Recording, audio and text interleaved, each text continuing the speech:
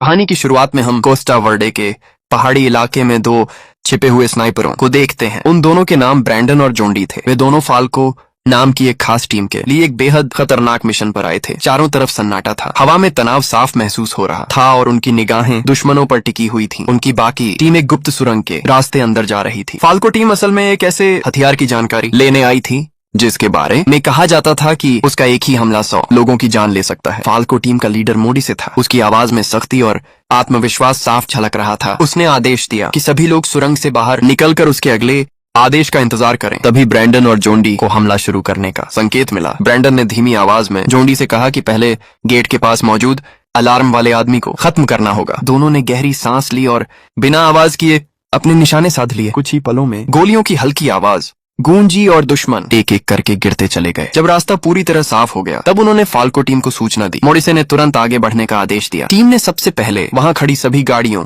के टायर फोड़ दिए ताकि कोई भाग न सके। माहौल अब और ज्यादा खतरनाक हो चुका था। धीरे धीरे फाल्को टीम दुश्मनों को खत्म करते हुए बेस के अंदर बढ़ने लगी। मिशन को सफल बनाने के लिए टीम 3 हिस्सों में बंट गई। पहली टीम मोडिसे के साथ थी, दूसरी टीम अन्निका के नेतृत्व में थी जो एक निडर और तेज अटैक सोल्जर थी, और तीसरी टीम जीरो के साथ थी जिसे लोग एक खतरनाक मॉन्स्टर सोल्जर कहते थे। अचानक एक दुश्मन जान बचाकर भागने लगा। उसके चेहरे पर डर साफ दिखाई दे रहा था। मोडिसे और उसकी टीम बिना समय गंवाए उसके पीछे दौड़ पड़े। भागते भागते वह आदमी मैन बॉस के कमरे में पहुंच गया, लेकिन जैसे ही उसने पीछे मुड़कर देखा गोली चलने की आवाज गूंजी और वह जमीन पर गिर पड़ा। तभी हम राइकर को देखते हैं जो उस खतरनाक हथियार का निवेशक था। मोडिसे की आंखों में गुस्सा और पुराने विश्वासघात का दर्द साफ दिखाई दे रहा था, क्योंकि राइकर कभी उसका दोस्त हुआ करता था। मोडिसे ने उस पर बंदूक तानते हुए कहा कि अब सब खत्म हो चुका है। राइकर हल्की मुस्कान के साथ बोला कि खेल अभी खत्म नहीं हुआ है, और वह वहां से भाग निकला। भागते ही राइकर ने घबराहट में बैकअप के लिए फोन किया और सभी को बेस खाली करने का आदेश दिया। फिर उसने मुख्य वैज्ञानिक मैक्सिम को बुलाकर कहा कि उसे तुरंत हथियार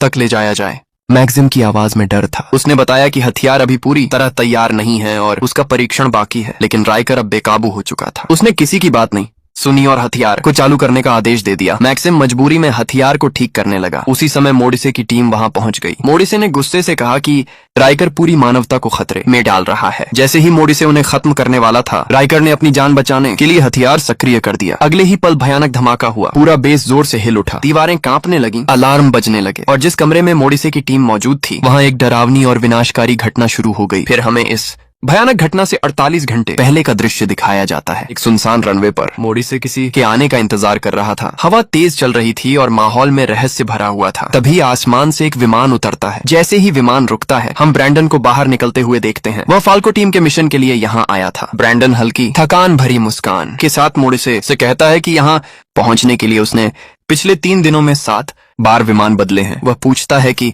आखिर उसे इतनी गुप्त तरीके से क्यों बुलाया गया है। मोडिसे बताता है कि ब्रैंडन एक मशहूर अमेरिकन स्नाइपर है, इसलिए उसे यहाँ गुप्त रूप से लाया गया है। तब ब्रैंडन समझ जाता है कि उसे गैर कानूनी तरीके से इस देश में भेजा गया है। इसके बाद मोडिसे उसकी मुलाकात नोवा और नादिया से कराता है। नोवा फाल्को टीम की हैकर थी। उसने डार्क वेब से जानकारी हासिल की थी कि राइकर नाम का एक आदमी बेहद खतरनाक हथियार बनाने वाला है जिसका इस्तेमाल अमेरिका और कई देशों को तबाह करने के लिए किया जा सकता है। जब वे सब ब्रैंडन को लेकर मेन बेस की तरफ जा रहे थे, रास्ते में नोवा उत्साहित होकर बताती है कि वह और उसका परिवार ब्रैंडन के बहुत बड़े फैन हैं। वह कहती है कि उसने सुना है ब्रैंडन ने एक बार अकेले ही 17 लोगों की पूरी टीम को खत्म कर दिया था। ब्रैंडन बस हल्का सा मुस्कुरा देता है। बेस पर पहुंचने के बाद मोडिसे ब्रैंडन को बताता है कि किसी खास व्यक्ति ने इस मिशन के लिए उसकी सिफारिश की थी और उसी भरोसे पर उसे फाल्को टीम में शामिल किया गया है। इसके बाद ब्रैंडन की मुलाकात जीरो से होती है, जो टीम का वेपन मास्टर था। जीरो बताता है कि वह कई दिनों से ब्रैंडन पर नजर रख रहा था और उसे दुनिया के सबसे बेहतरीन स्नाइपर्स में से एक मानता है। फिर ब्रैंडन की मुलाकात टीम के बाकी सदस्यों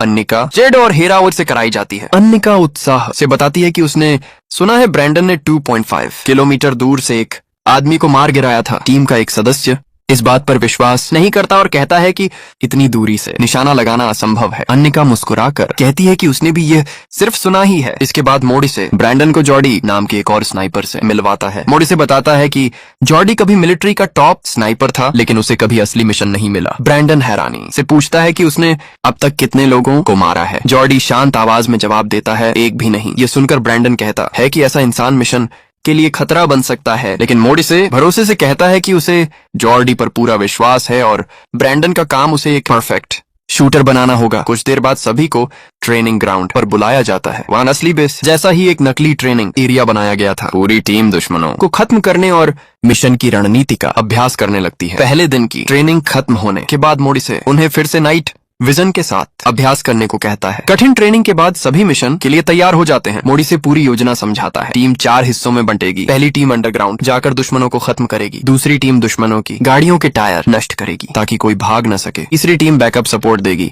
और चौथी टीम, जिसमें ब्रैंडन और जॉर्डी होंगे, ऊपर से रास्ता साफ करेगी और स्नाइपर कवर देगी। तभी नोवा सवाल पूछती है कि बाकी फाल्को सदस्य मिशन में क्यों नहीं आ रहे। मोरिसे गंभीर आवाज में कहता है कि अगर वे असफल हुए तो बाहर कोई तो होना चाहिए जो दुश्मनों को रोक सके। इसके बाद हम जॉर्डी को अकेले निशानेबाजी की प्रैक्टिस करते हुए देखते हैं। ब्रैंडन उसके पास आता है और उसकी तारीफ करता है कि उसका निशाना काफी अच्छा है। दोनों के बीच धीरे धीरे भरोसा बनने लगता है। मिशन लॉन्च से ठीक पहले मोरिसे टीम को एक पुरानी घटना बताता है। एक बार अन्निका पर 13 लोगों ने घात लगाकर हमला किया था, लेकिन उसने अकेले ही सभी दुश्मनों को खत्म कर दिया और खुद जिंदा बच निकली। जब टीम उसके जख्म का निशान देखना चाहती है तो अन्निका अपनी पीठ दिखाती है, जहाँ गहरा और डरावना घाव अब भी साफ दिखाई देता है। माहौल अचानक शांत हो जाता है, क्योंकि अब सबको समझ आ चुका था कि यह मिशन साधारण नहीं बल्कि मौत से सीधा सामना होने वाला था। शाम होने लगी थी। आसमान नारंगी रंग में ढल रहा था और फाल्को बेस पर हल्की शांति छा गई थी। उसी समय ब्रैंडन जॉर्डी को शूटिंग प्रैक्टिस के लिए लेकर जाता है। दोनों शांत मैदान में खड़े होते हैं। कुछ देर चुप रहने के बाद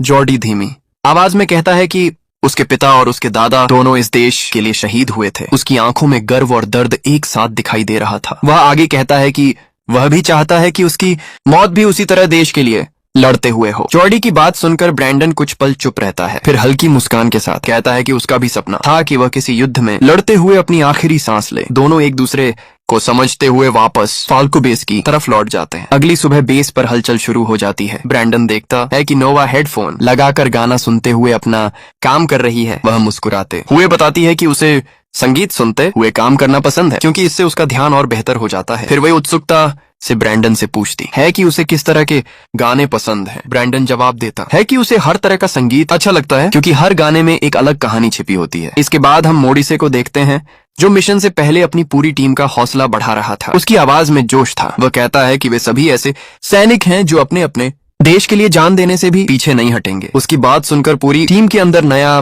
आत्मविश्वास भर जाता है। शाम के समय ब्रैंडन और मोरिसे अकेले बात करते हैं दिखाई देते हैं। मोरिसे पूछता है कि जॉर्डी की तैयारी कैसी चल रही है और क्या वह मिशन के लिए तैयार है। ब्रैंडन कहता है कि जॉर्डी लगभग तैयार है, लेकिन उसका एक आखिरी टेस्ट अभी बाकी है। इसके बाद ब्रैंडन जॉर्डी को अपने साथ एक सुनसान जगह पर ले जाता है। वे एक घर के पास रुकते हैं। ब्रैंडन जॉर्डी से कहता है कि सामने खड़े आदमी पर निशाना लगाओ। जॉर्डी हैरानी से पूछता है कि वह आदमी कौन है और उसे क्यों मारना है। ब्रैंडन बताता है कि वह राइकर की टीम का सदस्य है। ये सुनकर जॉर्डी गंभीर हो जाता है और स्नाइपर से निशाना साधता है। उसकी उंगली ट्रिगर दबाती है, लेकिन गोली नहीं चलती। वह घबराकर बंदूक चेक करता है और देखता है कि उसमें गोली ही नहीं थी। तभी ब्रैंडन मुस्कुराते हुए कहता है, तुम पास हो गए, अब तुम सच में एक प्रोफेशनल स्नाइपर हो। जॉर्डी समझ जाता है कि यह उसकी मानसिक परीक्षा थी। क्या वह बिना सोचे आदेश मानेगा या सही गलत समझेगा। उधर फाल्को बेस पर नोवा और बाकी टीम मिशन की तैयारी में जुटी हुई थी। तभी होल नाम का एक सैनिक ब्रैंडन से पूछता है कि उसे मिशन से पहले क्या करना पसंद है। ब्रैंडन शांत आवाज में जवाब देता है कि उसे मिशन से पहले शांति में रहना पसंद है, क्योंकि वही उसे सबसे ज्यादा मजबूत बनाती है। कुछ ही देर बाद पूरी टीम तैयार हो जाती है। हथियार चेक किए जाते हैं, उपकरण पहन लिए जाते हैं और सभी मिशन के लिए निकल पड़ते हैं। यहीं से कहानी फिर उसी जगह लौट आती है जहां से सब कुछ शुरू हुआ था। जब राइकर ने उस हथियार को चालू किया था, उससे पहले उसने बैकअप बुला लिया था। हथियार के एक्टिव होते ही कमरे में मौजूद सभी लोग अचानक बेहोश हो गए। कुछ समय बाद जब राइकर को होश आया तो वह वहां से भागने लगा। तभी जोरो वहां पहुंचता है और उसे पकड़ लेता है। इसके बाद वह अपने बाकी साथियों को भी उठाता है और सभी एक जगह इकट्ठा हो जाते हैं। वहां मोड़ी से सबको बताता है कि उनका मिशन सफल हो चुका है, लेकिन जैसे ही वह बात कर रहा होता है, अचानक उसके मुंह और नाक से खून निकलने लगता है और वह बेहोश होकर जमीन पर गिर जाता है। जब टीम उसे चेक करती है तब पता चलता है कि उसकी मौत हो चुकी है। इसके बाद फाल्कन टीम के दूसरे सदस्य भी एक एक करके गिरने लगते हैं। सभी के नाक और मुंह से खून निकलता है और कुछ ही पलों में उनकी भी मौत हो जाती है। यह देखकर सभी घबरा जाते हैं और राइकर से पूछते हैं कि क्या इसे रोका जा सकता है। राइकर बताता है कि अब इसे रोकना नामुमकिन है। थोड़ी ही देर में मिक्सिम की भी मौत हो जाती है। तभी जीरो समझाता है कि जो भी लोग हथियार के ब्लास्ट के समय उस कमरे में मौजूद थे, वही इस असर का शिकार हुए हैं। अब टीम के सिर्फ 6 लोग ही जिंदा बचे हैं, बाकी सभी मारे जा चुके हैं। सब सोचने लगते हैं कि अब आगे क्या किया जाए। तभी खबर मिलती है कि राइकर की सेना जल्द ही यहाँ पहुंचने वाली है। ब्रैंडन सभी को कहता है कि सबसे पहले इस हथियार की पूरी जानकारी इकट्ठा करके दुनिया के हर देश तक पहुंचानी होगी और फिर इस हथियार को हमेशा के लिए नष्ट करना होगा। लेकिन उनके पास समय बहुत कम है क्योंकि दुश्मन कभी भी पहुंच सकता है। जब नोवा हथियार की जानकारी चेक करती है तो वह हैरान रह जाती है। वह बताती है कि यह हथियार इंसान के दिमाग की नसों पर हमला करता है और सीधे ब्रेन को नष्ट कर देता है, जिससे कुछ ही समय में इंसान की मौत हो जाती है। तभी ब्रैंडन को याद आता है कि मोडिसन ने फाल्कन टीम के सैटेलाइट के बारे में बताया था। नोवा तुरंत हथियार की सारी जानकारी सैटेलाइट पर अपलोड करने लगती है। इसी बीच नोवा बताती है कि भारी हथियारों से लैस दुश्मन सैनिक उनकी ओर बढ़ रहे हैं। यह सुनकर ब्रैंडन सबको योजना समझाता है कि कैसे दुश्मनों को रोकना है, हथियार को ब्लास्ट करना है और वहां से निकलना है। लेकिन समस्या यह है कि वे सिर्फ 6 लोग हैं और दुश्मन 100 से भी ज्यादा। फिर भी सभी एक आवाज में कहते हैं, हम आखिरी सांस तक लड़ेंगे। फिर ब्रैंडन नोवा से मिलता है। वह नोवा से पूछता है कि